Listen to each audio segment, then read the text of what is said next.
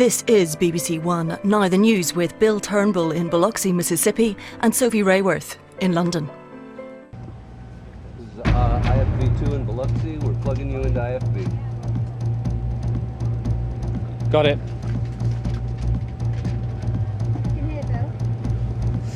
Good evening. Tonight at 6, thousands dead across America's South.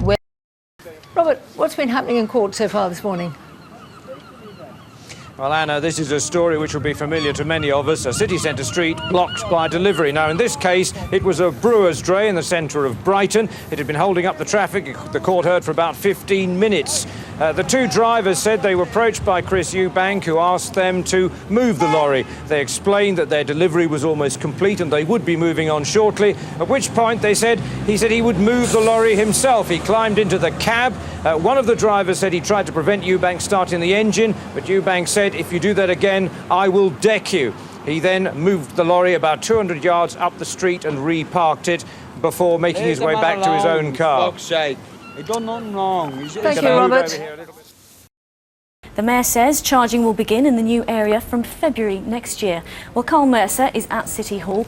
Carl, obviously bad news for those who campaigned against the extension.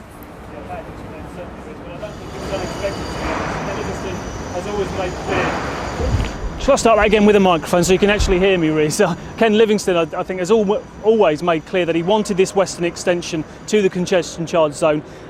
Because this really is pitch black. It's the most surreal experience I've ever had. But I'm going to finish the food on this plate if it's the last thing I do, Emily. It was definitely... I can't wait to share those pictures. I guess it leaves you plenty to talk about or argue about on a 5th wedding anniversary. Now, should an elected mayor be pretty much untouchable whilst in office? It's one of the things... Sorry, Ken Livingstone seemed to suggest this morning whilst talking for the first time about his decision. Tim, take us away from the question of dark eating and back to this more important idea of the mayor meeting people in London tonight.